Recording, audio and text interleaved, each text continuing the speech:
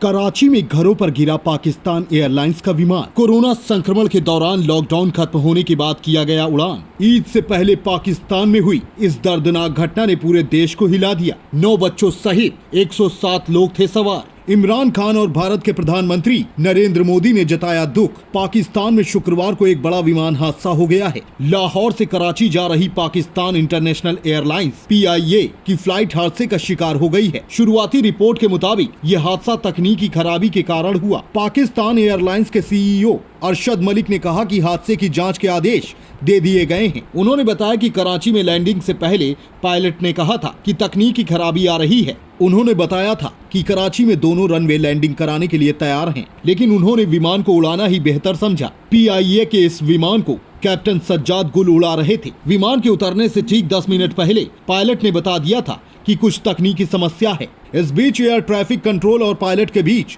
आखिरी बातचीत की रिकॉर्डिंग भी सामने आई है। एयरबस A320 उड़ा रहे पायलट के आखिरी शब्द जो रिकॉर्ड हुए हैं वो थे कि विमान के इंजन काम नहीं कर रहे हैं। हादसे से 10 मिनट पहले पायलट का एयर ट्रैफिक कंट्रोल से संपर्क टूट गया था। कराची एयरपोर्ट पर लैंडिंग से ठीक पहले पायलट ने कहा था कि 2 राउंड लेने के बाद लैंडिंग करेंगी, लेकिन इसके बाद विमान हादसे का शिकार हो गया। हादसे से पहले पायलट ने लैंडिंग गियर भी खोलने की कोशिश की थी, लेकिन वह नहीं खुला।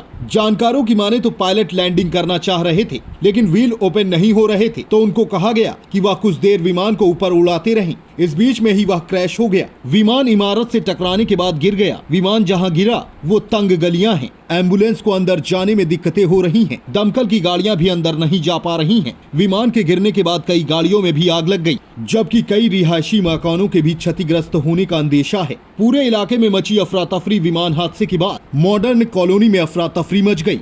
इलाके के सभी लोग अपने अपने घरों से बाहर निकलकर सड़कों पर निकल आए। महिलाएं बच्चों को लेकर इधर उधर भागती हुई नजर आईं। मौके पर पहुंची फायर ब्रिगेड की गाड़ियां आग पर काबू पाने में जुटी हैं। गलियां तंग होने के कारण फायर ब्रिगेड को रेस्क्यू ऑपरेशन में काफी मुश्किलों का सामना करना पड़ रहा है। पाकिस्तान के स्वास्थ्य और जनसंख्या कल्याण मंत्री ने विमान दुर्घटना के बाद कराची के सभी बड़े अस्पतालों में आपातकाल घोषित कर दिया है। पाकिस्तान इंटरनेशनल एयरलाइंस के प्रवक्ता ने मीडिया से बातचीत के दौरान कहा कि ये विमान 10 साल पुराना था। उन्होंने कहा कि हो सकता है कि विमान की लैंडिंग गियर में परेशानी आई हो, जिसके कारण यह हादसा हुआ है। पायलट ने आखिरी बार कही थी ये बात। वहीं इस हादसे पर दुख जाहिर करते हुए पाकिस्तान इंटरनेशनल एयरलाइंस के CEO air marshal Arshad Malik ने कहा है कि पायलट ने आखिरी बार कहा था कि इस एयरक्राफ्ट में कोई तकनीकी खामी है। इसके बाद पायलट को विमान को रनवे पर लैंड कराने के लिए कहा गया था, लेकिन पायलट ने एक और चक्कर लगाने की कोशिश की। हालांकि उसने ऐसा क्यों किया, इसकी जानकारी जांच के बाद ही मिलेगी। पाकिस्तान के प्रधानमंत्री ने जाहिर किया दुख। पाकिस्तान के प्रधानमंत्री इमरान खान ने कहा कि विमान हादसे से दुखी